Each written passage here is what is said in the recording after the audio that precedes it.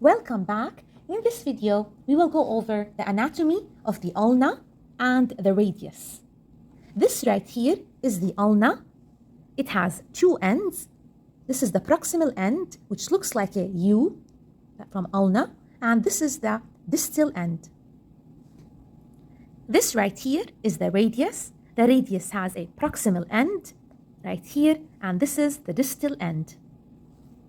The radius and the ulna are the two bones in the forearm. The radius is the lateral bone in the forearm in the anatomical position. The ulna is the medial bone in the forearm. Notice how the radius and the ulna, they both articulate with the humerus to form the elbow joint, and they articulate with the carpal bones in the hand to form the wrist joint. Also, the radius and the ulna, they articulate together via the proximal radio-ulnar joint and the distal radio-ulnar joint. This right here is the anterior aspect of the ulna and the radius.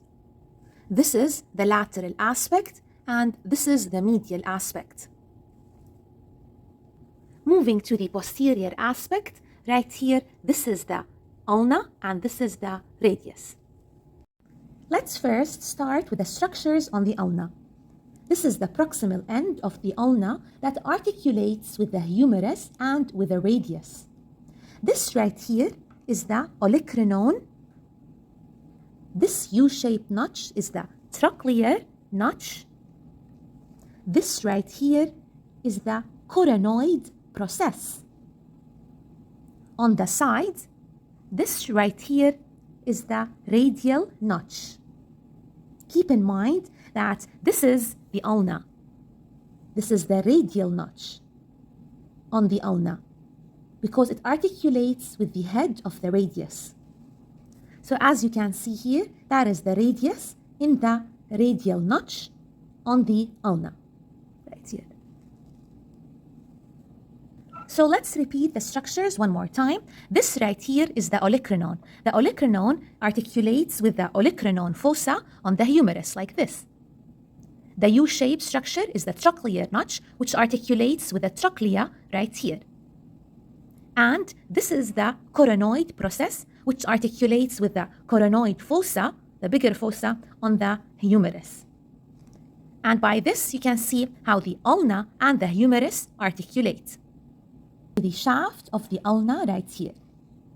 Moving to the distal part of the ulna, right here we have the head of the ulna. And this is the styloid process of the ulna. So this is the styloid process of the ulna, and this is the head of the ulna. Moving to the radius. The radius is the lateral bone in the forearm. This right here is the head of the radius. This is the neck of the radius. So that is the neck, and this is the head of the radius. This right here is the radial tuberosity. This is the shaft of the radius, and toward the distal end, we can see the styloid process of the radius. So the ulna and the radius, they have a styloid process. And this right here is the ulnar notch on the radius. So this is a notch for the ulna to articulate with the radius.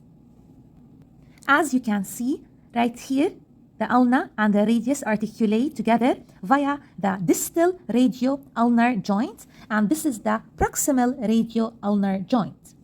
This surface of the radius, it articulates with the carpal bones of the hand. And this is the styloid process for the ulna and the radius. Here we have the head of the ulna, and here we have the head of the radius. The radius and the ulna are connected together via the interosseous membrane. Let's see how the carpal bones articulate with the radius and the ulna. As you can see here, this is the carpal bones, and these are the radius and the ulna. They form the wrist joint. Notice how in the anatomical position, the little finger is the medial finger, and the ulna is the medial bone, and the thumb is the lateral finger, and the radius is the lateral bone. I am sure you found the video helpful. Hit the like button and subscribe for more amazing content.